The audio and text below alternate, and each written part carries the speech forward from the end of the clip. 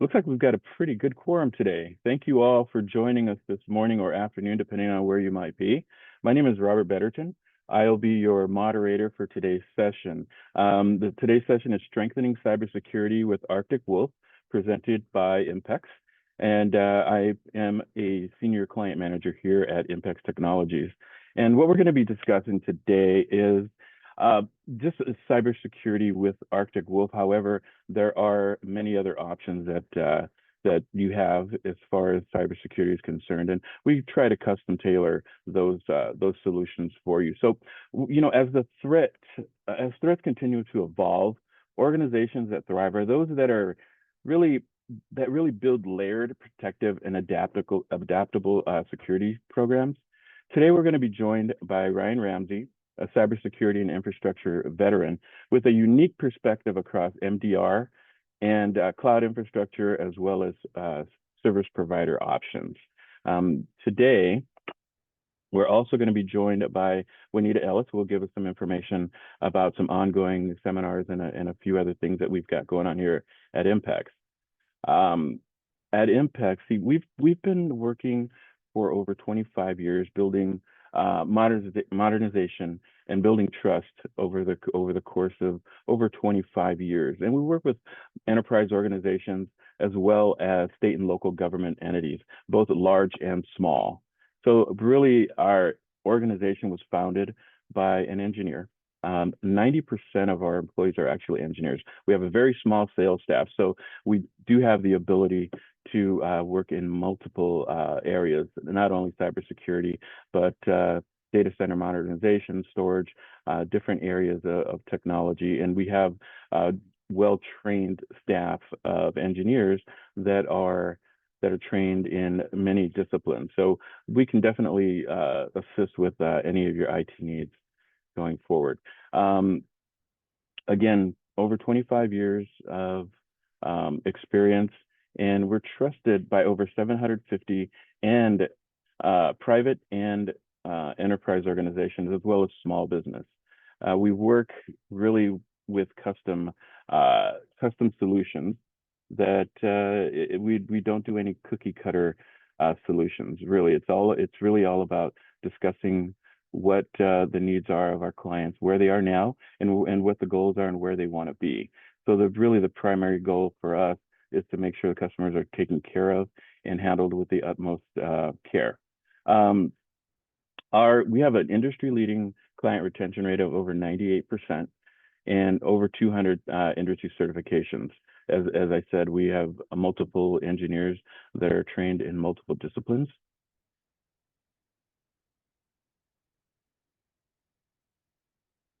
And we're based here in Southern California. Again, over 3 decades of innovation and execution. Today, we're going to be talking about the cybersecurity landscape, Arctic Wolf, and how to identify, respond to threats, and faster monitoring with MDR. We're going to give you some examples of real attacks.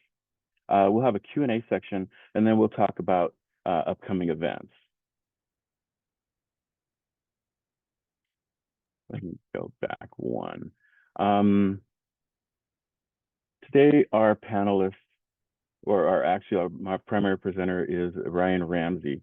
He's an infrastructure security veteran and MSP strategist. But before bringing Ryan on, I wanted to provide a little background. Since I have the opportunity and pleasure to work with him on a regular basis, I see a lot of what he does and a lot of how he's helped our clients. Ryan's really a big picture guy. He's got a ton of infrastructure security expertise in working with hybrid cloud setups. Plus, he gets what actually happens out there for MSPs on the ground. He's held many roles with different organizations like Dell, Arctic Wolf, as well as Nutanix, where he's really helped to build and lock down platforms for all kinds of clients, from highly regulated enterprise level industries to smaller businesses. What sets Ryan apart is he's all about practical end-to-end security solutions that actually fit a company's real risks, customer needs, and the threats that you're likely to face. He does understand the technical side, and he does see the bigger picture.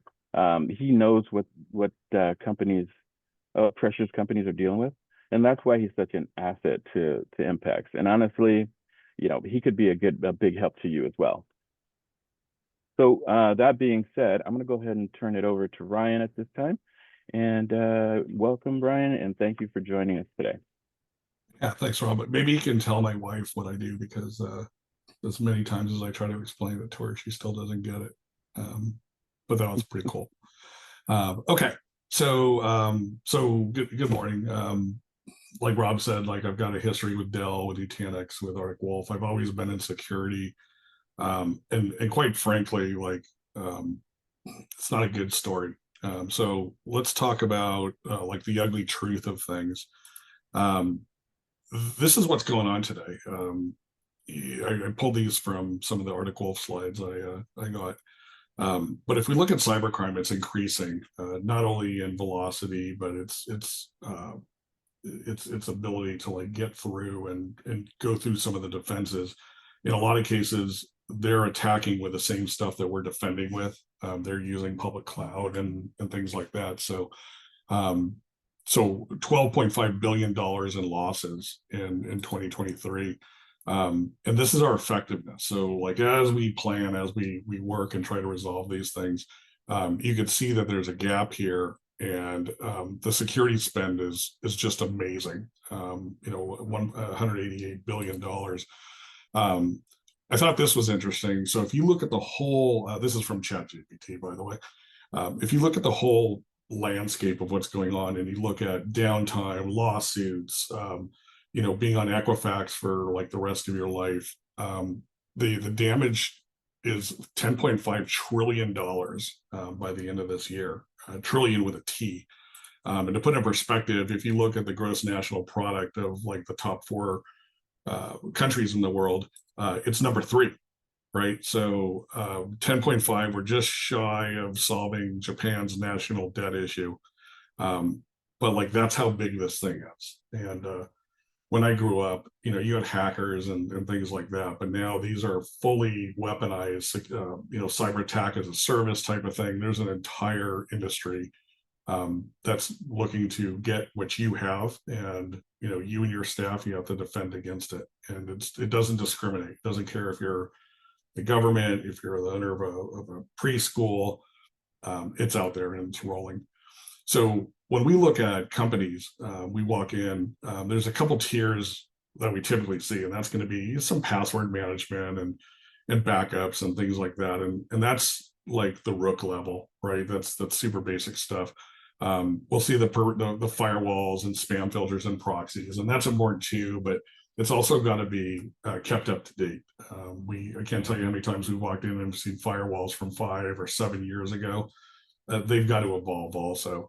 And then you've got the guys that take this a little bit more seriously, and this should be everybody, where I'm looking at digital loss, I'm looking at DDoS attacks and how to mitigate those, and then also endpoint, AV, EDR.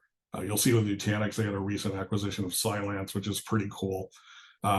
That's what we're doing from the IT side. Unfortunately, like when we look at the business, the CSOs, CXOs, that desk, they're only interested in 4 things. They don't care what product you have and how good you are with it.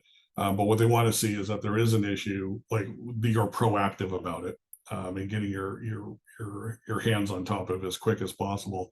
That you're confident in the solution and the playbooks that you have, that you maintain compliance. We'll talk about cybersecurity insurance a little bit. But like the fact is after COVID, a lot of cybersecurity insurance companies won't insure people, or you have to have multiple insurance policies or overlapping policies. And so like that's going to be a challenge, especially in this day and age as things escalate. So what you see between the two is that there's this gap. And what we've done in certain sectors is we've paired with Arctic Wolf, and I'll show you where Impacts really gets involved. The whole thing is like we need to identify, protect, detect, respond, and recover all in one package. It can't be broken up into different playbooks. It's got to be quick, effective, and it's got to get your business back online. So if we look at trends that are out there, first of all, like the cloud kind of like ruined everything for everybody. It gave such the ability to build infrastructure for attackers and malware and bad agents. It's like now it's not one person, it's bots, it's bot farms. We'll get into something interesting as an attack occurs. But it's very easy to create an infrastructure to come after you, where you're trying to defend yourself with one or two people or more. You're being attacked by literally tens of thousands, if not hundreds of thousands and millions of bots and agents, and it's a lot different than it used to be 20 years ago. Our attack surfaces, I counted 91 IPs on my home network. Just in the office here, I can like just eyeball about 7. It's not just about laptops anymore. It's our phones, it's our speaker systems, it's everything that's around me has an IP address. And so all of that becomes susceptible. At home, I have a lot of Wemos. If I need to turn the lights on in the living room, I say, Alexa, turn on the living room. But no one in my house knows how to hit the switch. Like that seems to be retro, because all of that stuff is connected to IoT and ease of use. And again, these things are sophisticated. These attacks, it's not necessarily brute force anymore. It is highly orchestrated, monitored, progress-based attacks that are sold, on the dark web, and there's a whole business around it and a supply chain. So that's kind of what we're dealing with. That's what you're dealing with as a vendor. I thought this was an interesting statistic too. 90% of security leaders before believe that the organization is falling short, and we know, right? We know that we can't close it off 100%, and you can see by all these lines, they're all going up, and our ability to defend isn't at that perimeter. I thought I like speeds and feeds. I thought this one was interesting. 62% of customers that have an advanced threat stuff implemented, most of it's being caught by Arctic Wolf. Most of it's being caught by the MDR. And that means that the countermeasures, the products, the things that we buy, the updates that we do, only a partial amount is being attracted by that. And I saw another statistic that 80% of phishing gets through email filtering, right? So like there's a lot of overhead. There's a lot of things an IT admin needs to look at, a lot of logs, but we need help. We need kind of overwatch and some of the things that Arctic Wolf provides. So that's the horror story. The question, like we're asked a lot, is like, how do I fix this? And so for Arctic Wolf, these are like the tenets that I look for when I'm going to recommend Arctic Wolf, and it doesn't fit everybody, right? If there's certain circumstances where it's not a good fit because you need telemetry or you're doing your own reports or whatever it might be. There's a lot of things that it does help with, but what I'm looking for are folks that are challenged with protecting against threats, and that might be because of manpower time, depth of knowledge. We have to sleep. I don't seem to sleep these days. You have limited access to talent, and that's just because full-time employees are expensive, and Juanita will talk about fractional engineers and things towards the end. You need to improve your cyber security insurability. Just because you were approved last year doesn't mean that broker, that agent is going to be able to help you out this year. And now there's new rules. Like if you don't have MFA in place, sometimes that's automatically a killer. Like you will not be accepted if you don't have like the minimum arrangement. And we walk into those all the time. Security tools dissatisfaction. There's a lot out there. There's a lot that you bought. There was a study done that in a typical environment, you have over 100 tools that you're utilizing, and none of them are connected or talking to each other. The spend, we are budget constrained, we're all time constrained, but these tools have to be effective also, and then your spend has to be efficient. You really have to be able to see what trends are and know like what tools are up and coming, and the tool that we use today isn't the tool that we're going to use tomorrow. And then also the need to demonstrate compliance. So I'll tell you, everyone needs to work on like a NIST or a CIS I keep these on my desk, like I have policies all the time that I'm constantly changing. And this is what's going to keep you safe, is having a baseline to work with versus, hey, I've been doing this for a long time. That doesn't work. It's got to be documented. So when we talk about broad visibility and like what needs to be covered today, a lot of vendors will talk about the things that they have. Like, hey, I'm a firewall vendor, so my point of view is going to be focused on firewalls, or I'm like a Sentinel-1, for example, like the conversation is going to be focused on endpoint. All of these are valid, right? And they all paint a picture. But what we need to start focusing on are things that are happening in the network. Things that, like, when I log into your network, I'm beaconing. I'm trying to find out what you have installed, and I really want to know like how you're going to detect me. And so I'm trying to stay invisible. So when I connect like the network and my identity, this is 50% of the challenge out here. I take the tools that I get from the endpoint and I protect things like my infrastructure as a service or my software as a service. And I've got a real big coverage map, and notice that like most of the calls that Arctic Wolf gets, only 5% start with a firewall breach. So it's a little bit change in mentality and how we address these things. And at the end of the day, when you look at the entire platform, and we'll save this for those that are interested. The endpoint sits outside the platform, but inside the platform, I'm addressing things like threat intelligence, risk, all my network activity, all the devices that are out there, my infrastructure and software as a service. These are the hyper cloud offerings that are out there. And then the detections, and all this goes into the platform, and you get to kick back and have the easy button and have these guys call out and tell you when something's gone wrong. Where do we fit in? So there's a couple ways to consume Arctic Wolf, but like where we see the best bang for the buck, and where I saw it as an Arctic Wolf employee and now see it as a partner, is I need someone to help. So what Arctic Wolf gives me is that protection, that visibility. What Impacts brings is who's going to do the work, right? Who's going to do the correction? Do I invest in a SOAR system? What do I do with my unique apps that are not covered, that maybe have a log? Like I need someone in the middle and a trusted partner to kind of walk me through, because when you're under attack, you lose your mind, right? You're focused on fixing the problem. We can help with that, and we can do it remotely, and we can do it with an unbiased view, versus you in your data center, you've been there for 20 years and you think like, hey, this is cool.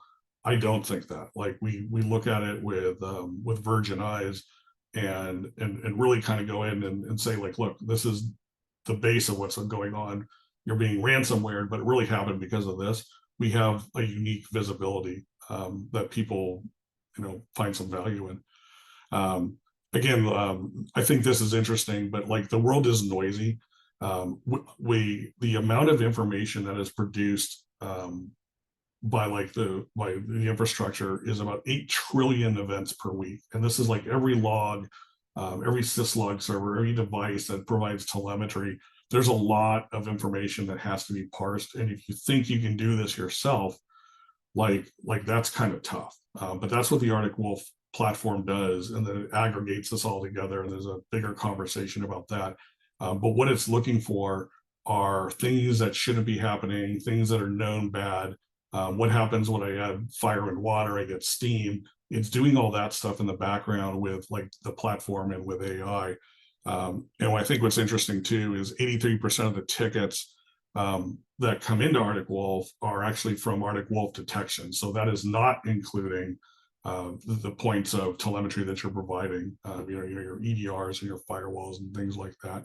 And the goal is to stop noise, right? Is to, look at true positives that are coming in, reduce the number of tickets, work on remediation, and bring all of this stuff into one security stack. So how do they do it, and why do we choose to do this for like this specific demographic? Is one, it's open. It's an open architecture. You're not locked in. We're not trying to sell you like the whole package. You pick the EDR you want. You pick the firewall. You pick the identity management. All of that stuff bubbles in, and the reason is not because of price, but because like everyone leapfrogs at each other every year, and we want you to be agile, and we want to pick the things that the best map to your environment, and that you feel comfortable using. The concierge delivery model, this is really the bread and butter of what Arctic Wolf does. Is it's not a machine and a chat bot and talk to me by email. When I left, I believe there were 1,000 people on the front end that are working with customers. So you're assigned a team. They're responsible for your safety. They're also responsible for giving you guidance and helping you with a remediation plan. And then the security journey. And I took a snapshot. But what the security journey is you have a curriculum that you go through. So it's not only the MDR, the monitoring, and the alerting. It's, hey, we're going to pick on you. We're going to look at your soft spots. I'm going to look at your MFA, and you don't have it implemented correctly, or something, like something's gone wrong, or your certificates aren't long enough, whatever it is. They put you on this journey, and you can see like a couple of them are checked off, a couple of them are pending, a couple of them are wait state, and this is their ability to say, hey, I'm not in your IT. I don't see things the way you do. I look at this as someone has no idea, and these are the alarms that are coming to me. So this is super valuable. And really what we end up with is an open platform where it's malleable. You get the best in breed technology as you feel you want to implement it. It's outcome driven, right? It's not a product. It's not something that you manage. It's they're trying to provide you with an up and to the right trajectory, and they're graded on this, and really it's built to scale, and it doesn't mean like putting more stuff in your data center. It means that the more telemetry they get, the more information that's disclosed to you, the more correctness the telemetry is, and you benefit. And we can only do that with a scaling system. And the big deal that I certainly like is if everything goes wrong or something goes wrong, there's a bucket of cash out there for Arctic Wolf to help us or help you mitigate things like corrections, legal fees, whatever it might be. They put blood in the game. So this is tremendously different. So the TLDR version and kind of what to leave with is, there's a unified tech stack rather than having all these pieces and parts. There's glue that brings all this stuff together. The focus is on outcomes, which is keeping you safe, not providing you a cool tool that like you got to figure out, like this is the outcome. And then resilience, like we want you to have vacations and be able to have time with your family and not have to just be constantly paranoid about your environment. That's on Arctic Wolf hands. And what Impex does is we help them with the things that they're not covering. We can talk about that at a later time. So that's kind of the overview. I'm not a marketing sales guy or anything like that, but that's stuff that I found was kind of interesting and what we wanted to bring to you folks today. Rob? Awesome. Thank you. Thank you, Ryan. Everyone, this is the portion of the event where you can actually ask questions. Now we have questions coming in from all over the region. And if you'd like to just open up your chat and ask Ryan a question right now, you can. I do have a question that just came in a couple of minutes ago. It says shared responsibility in the cloud is well known, but poorly understood. Where do organizations get it wrong? Ryan, that's for you. Where do they get it wrong?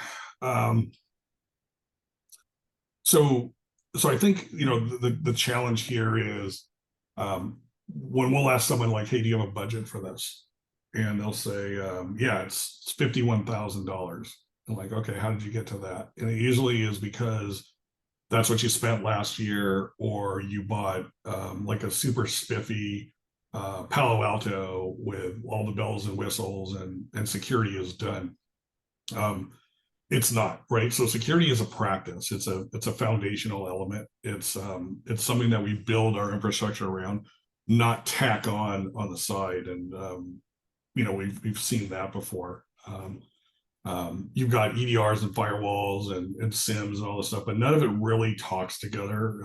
The SIM will take in telemetry, but it doesn't necessarily do anything. It just provides you info. But again, like security needs to be the foundation of what we do. So with that said, like we tend to talk a lot of stuff about the data center.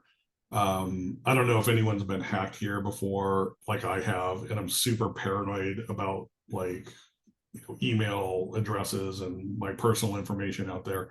But I think the other side of it is we're missing the bookends. So we have this great conversation about internal and security, but on the left bookend is really awareness training. And I bet most of you folks, I'm looking through the list of people, and some of you I know, have awareness training in place. And the whole idea there is not to take a test at the end of the quarter and prove like you got the answers correct. It's living and breathing it. You have to be an active participant in it. And so like a great example is as we are corporate citizens and we have MDR and all these tools, there's the people that when we get affected, we affect. There's a blast radius. So like I'll give you an example. My mom, right? My mom's 81.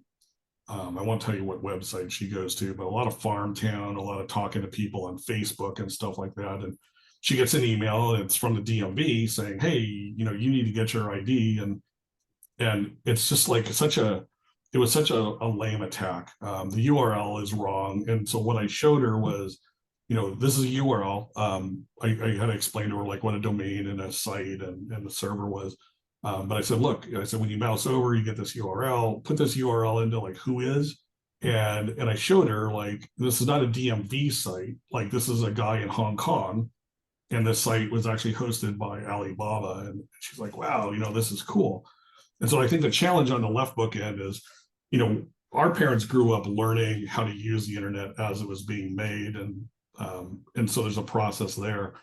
On the other side, our kids were born with a smartphone in their mouth, right? Like that's like their communication device. They went from like doing research with encyclopedias to using ChatGPT and getting answers. And my wife is a school English teacher. There's a whole funny story there. But it's like we have to invoke the same regimen of training as we do when you buy a gun. You need to be trained. And so like if I'm training with my gun to shoot it effectively, be safe, load it or whatever, like why aren't we doing this with the internet? And so there's a gap on those generations. On the other side, you have to be a participant. You cannot assume these days that you're safe and that your Yahoo Mail and Gmail and all that stuff is going to protect you. And so, like we talk about things like password management, and then a password manager gets hacked, like LastPass gets hacked. Personally, I don't want to be on the internet, and I'm trying to like pull myself off. But for like password management, this isn't a endorsement or anything, but I use something called Cloaked, CLOAKED, and what that does, it's a password manager. It does all the encryption. You have like a master password, but what it does is it allows you to create an identity. So if I want to go to like Temu, whatever it's called, it's the Chinese version of Amazon. I can make a fake username, a fake email address, a fake credit card, a fake phone number. And so like I can go there, and if I start to get spam from random places, I know exactly what profile it's used. And if I don't want to get it anymore, I just delete the profile and it still thinks I'm a human, but I'm like wipe myself off the planet, right? Like I don't get those emails anymore and they have no idea what my information is. So I would, if you guys are using a password manager, I would highly encourage it. And if you want to see Cloaked, it's super cool. It's fun to use. I think Arctic Wolf is cool. The whole concierge team is great for small companies because like you really need 3 people to do 24 hours coverage. They do it for you. They're on site. They don't follow the sun.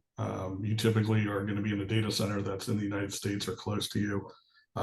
That's where the people are. It's white glove. And the cool thing about the white glove experience is that's what other vendors will charge you for.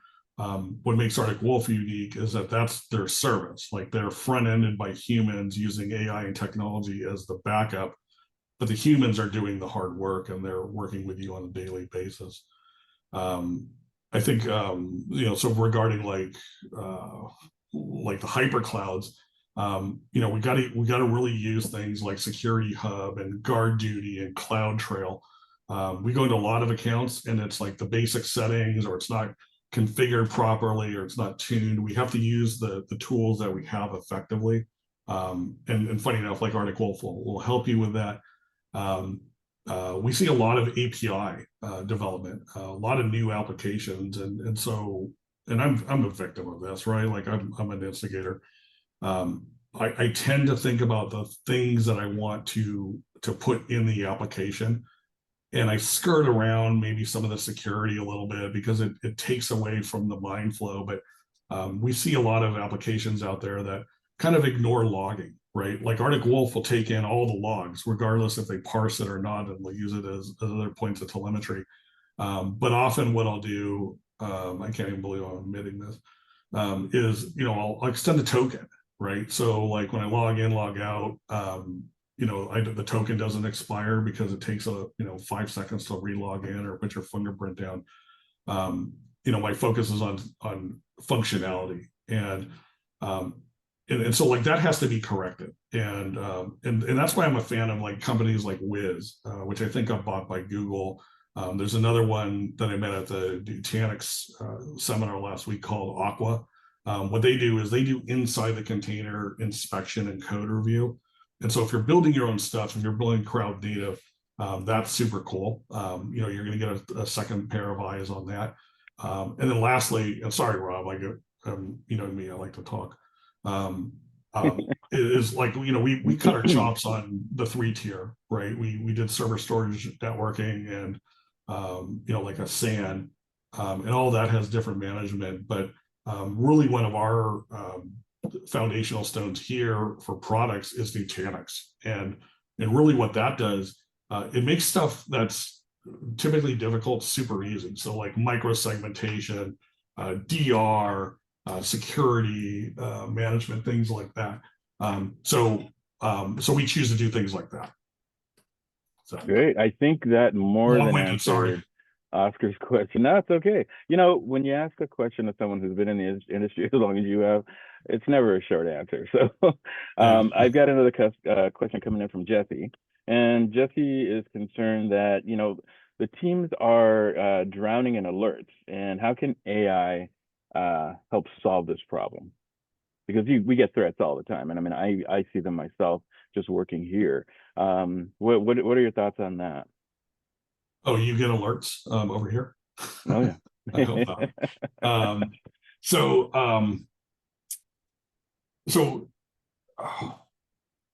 how do I say this?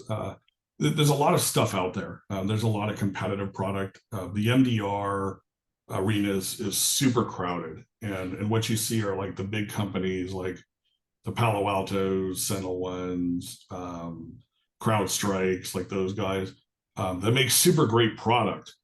And then you see like the other folks that are, maybe building it themselves or using like a non-incumbent technology. And so there's different ways to solve it. And really the way to not solve it is to limit telemetry. Whether it's parsed or ingested or whatever it is, telemetry is super important because what it does is it gives you the ability to see like what's happening around the alert and do some research and some deep diving. Unfortunately, what it is it's a slider. So either you get a lot of alert telemetry and maybe some false positives and maybe, especially with AI, some hallucinations, or you ratchet it back the other way and you don't get a lot of alerts, but like you have high fidelity into real things, but you miss maybe like some precursors. That's a challenge, and that's the Arctic Wolf has solved it by just like give me everything, and then I'll have my team figure it out for you. And when we start to look at AI, which is the buzzword right now, AI has to make decisions, right? It needs to give you information in a timely fashion, but it needs to point you in the right direction. And so like the challenge there is AI is intrinsically hungry, right? Like it wants to learn, it wants all your data. If you go to ChatGPT and you ask the same question 5 times, you'll get 5 different answers, right? But it's also susceptible to things like data poisoning, right? Where if I give the wrong answer enough, it'll start to believe it, and it might start by including that in some of your directives. So governance is a big deal. But drowning in alerts, like it's you need help. And great question, but it's like this is what AI is here to solve, and no one's got it right yet, and maybe we don't, and that's why we need humans to do this stuff. And it's also one of the strengths of Arctic Wolf. So they're not driven entirely by the AI. They use it as a way to filter out the known noise, and then they get a bunch of information and they work on it, and they derive whether it's a false positive or not, and then they bring it to you. So there's a lot of triage that's done in front of it. That's how I would do it. Unless you have a large staff, you need someone to help. Fantastic. Thank you for that. We had some questions that got pulled back because it looks like with your short answers, it answered some of the questions that people were asking them. So what I'm going to do right now, Ryan, I didn't tell you I was going to do this, but you and I have been on quite a few on-site meetings together, and I've been on a few without you, and I get a lot of questions. So what I wanted to do, and I want to do my version of Stump the Chump here today. So I'm going to throw a few questions at you, and I want you to answer them as quickly as you can. And Ryan, when I say quickly, I mean like short, answers, but are you ready? I got a few. We didn't talk about that. Are you Okay. ready to do this? Come on. Yeah. Okay. Be gentle. Someone with the knowledge that you have these should be easy. So first one, what's one tool you wish every organization used? What tool? Yeah, what tool you wish every organization used? I'd say everyone needs some sort of an MDR. They need like a universal consolidator, and it doesn't have to be Arctic Wolf. There's a lot of other guys that are out there. I think also the one benefit a customer can do, an organization, is to try to hack themselves. So like if you go to the Hack 5 website, HAK5, they've got some really cool, fun, nasty things to buy there. My favorite is a Patagucci, ethically speaking. Like it does some nasty things to schools and hotels, but it will show you kind of what's wrong and let you correct them. So self-inspection, super important. That's why, a partner's important. That's why like MDR is important. So that's the one tool.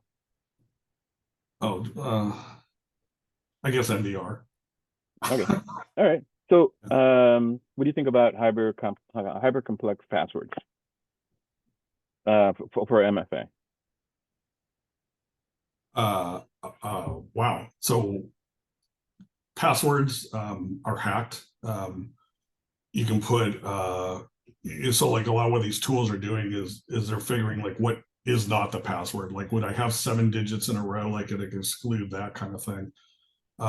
So passwords are important. MFA is super important. MFA is like table stakes. So, but I would say it's a mixture of both, right? Leaning towards complexity, even though, sorry guys, I don't want to log in multiple times a day, but like that's what it takes today. So it's like it's got to be both, but leaning towards MFA. Okay. How do you handle insider threats? Oh, inside the company. So, that's a good one. So I'd say policy first of all, and I've like literally I work on these all day long. So acceptable use policies, implement restrictions, like things that you can't do. You don't do the things at your house that, I don't allow them here. We don't allow USB. We don't allow map devices. So if you have like a home SAN on your laptop that you bring home, like that's a big no-no. Email filtering, super, super important.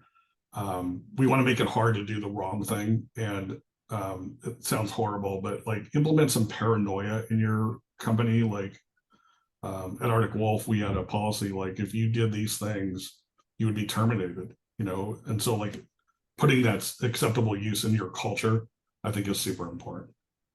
Okay. So a lot of these things, what you're saying is a lot of these things aren't necessarily malice caused by people on the inside. It's really just education. Yeah, like, are you going to take the risk of moving that Excel spreadsheet and mailing it to your Gmail account, or putting on a share? Like, guess what? Like, I've got countermeasures for that, and I'm watching you, and it's going to alert someone, and you're going to have a nasty talk if you do that kind of thing. Okay. Oh, cool. All right. Well, all right. Let me give you one more. Actually, let me give you a couple more. What's a red flag? And this is an easy one for you. What's a red flag that instantly tells you that a company is not secure?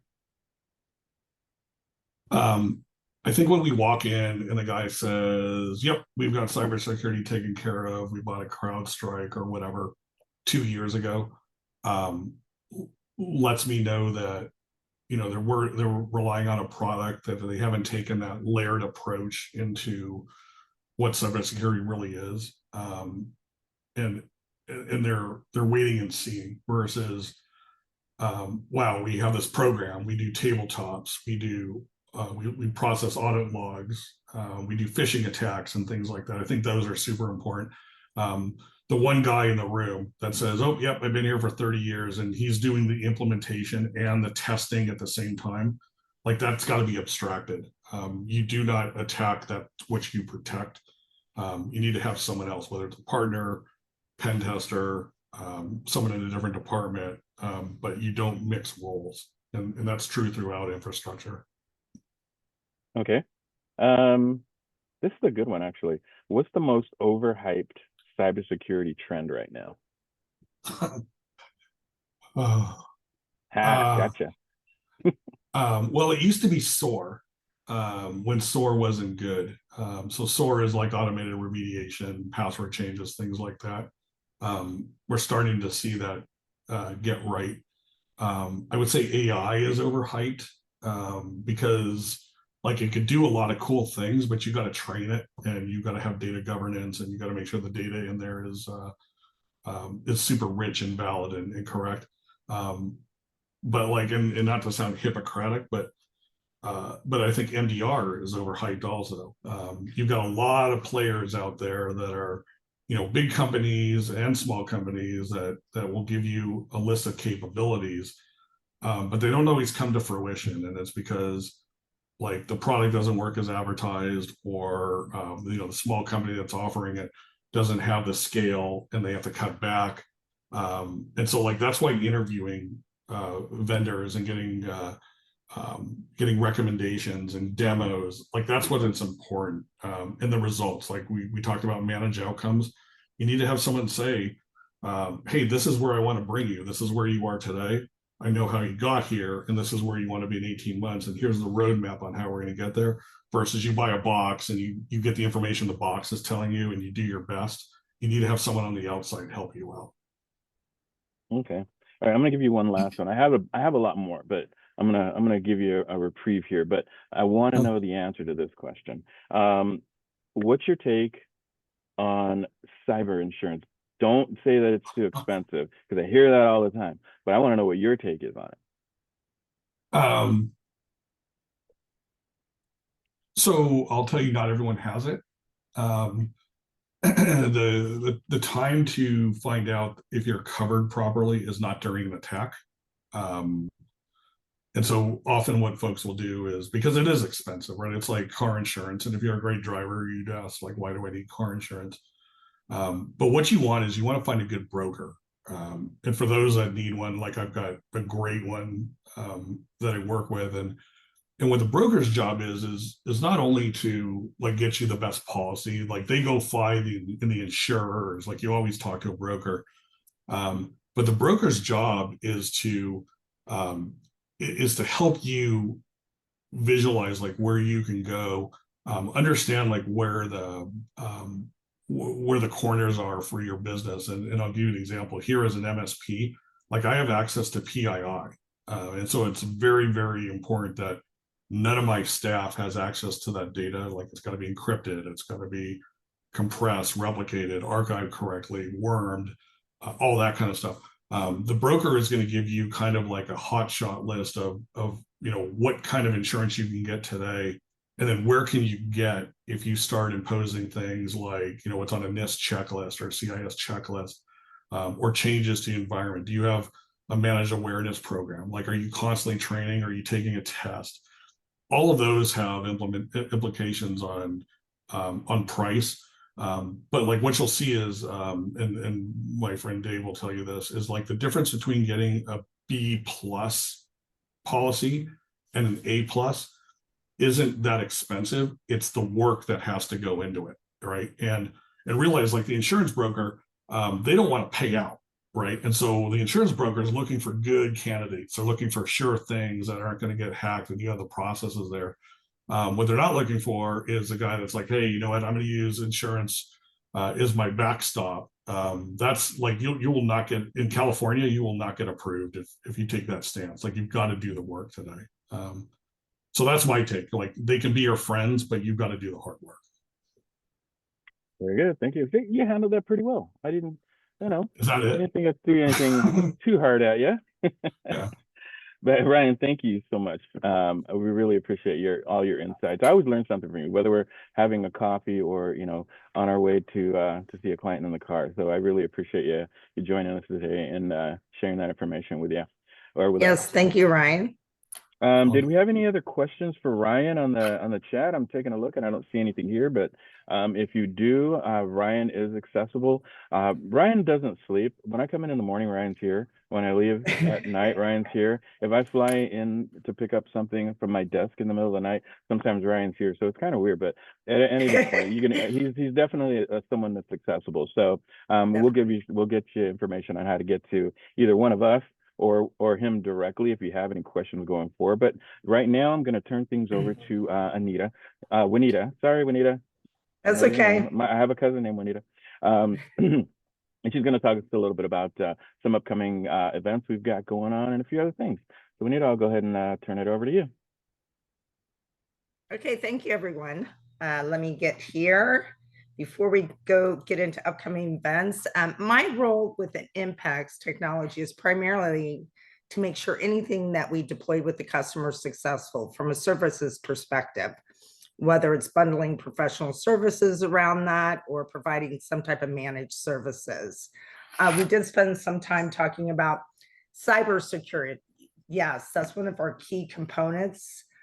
We provide our customers with professional services from assessment to design to maybe setting up that proof of concept if you're looking at Arctic Wolf or another solution, as well as testing. And at that point, throughout our projects, we provide the project management and knowledge transfer.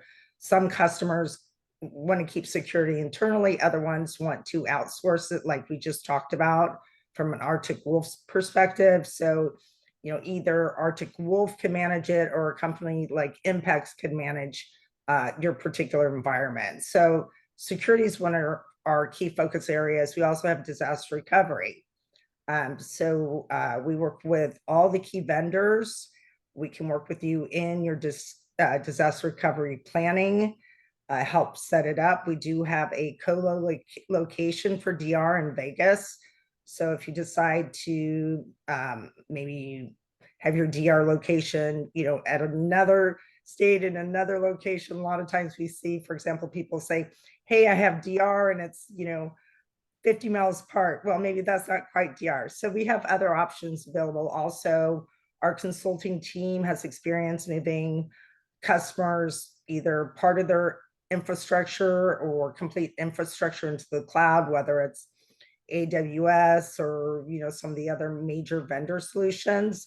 Managed services, so that's a core component that we provide. If you have certain solutions in-house and you want someone else to manage the information, the outcomes, we can take that information and manage that for you and let you know if there are any key risk areas and so forth. Ryan had brought up fractional engineering. I think that's like one of our major service offerings. So we know a lot of companies are looking to save money. They may have high turnover staff. They may be doing a little bit of budget cuts. So the offering we provide is really providing a block of hours where our consultants, where we have certifications across the board, can come in and out as needed. So depending on the solution you have in-house, maybe you have an issue or maybe you're short staff, we could actually provide expertise for X amount of hours based on the contract or the support solution that we provide for your company. So at that point, you don't need to bring additional people on board. So we do have professional services, but on top of that, we also do a lot of events, right? So customers, for example, are looking at cybersecurity now, thinking about it more and more every year as we go by. So we're going to be providing more webinars on other solutions. We also are hearing out there about Nutanix, right? A lot of customers on VMware are saying, hey, what am I going to do at this point? So what we're doing from that standpoint is really reaching out to our customer base or people thinking about moving to Nutanix. We're going to have hands-on labs. So the real hands-on labs where we talk about the different options, and then the individuals that join the class, it's all hands-on driven. So you can ask specific questions and so forth. Our first lab will be May 22nd. So that's really around the corner. It's really our first kickoff lab, and it talks about basic architecture, disaster recovery, making sure that you understand kind of some of the different options available with Nutanix.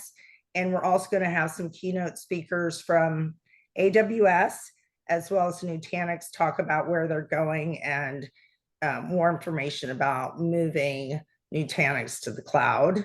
Our second lab, hand-on lab, will be VMware to Nutanix, which is, again, something that we're hearing a lot about, and our customers are either in the process or have done it or thinking about it. So this is a really great class to just see, hey, what can I do with the solution? How does it feel when I move over and so forth?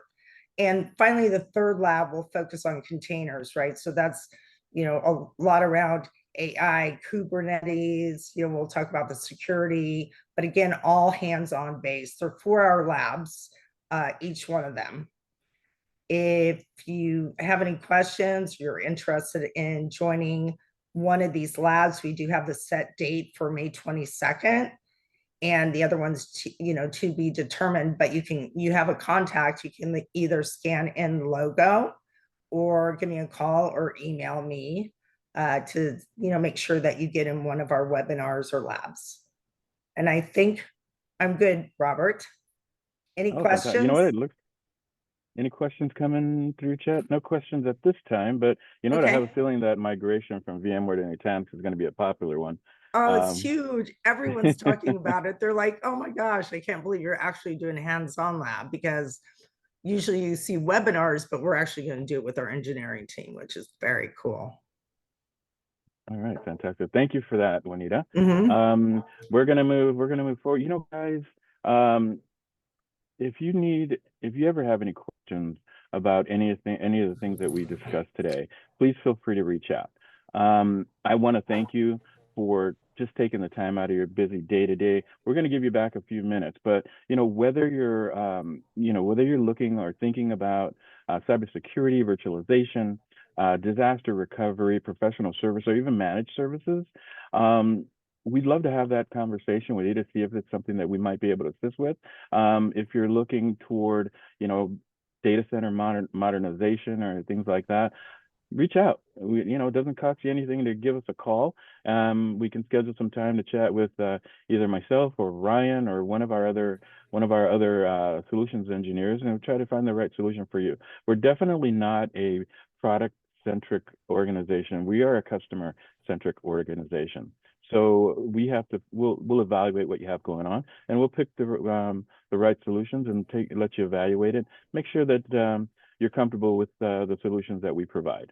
That being said, on behalf of Impex and Ryan and Juanita, I'm Robert Betterton. Thank you so much for joining us today, and have a great afternoon, and we'll see you at the next one. Thank you.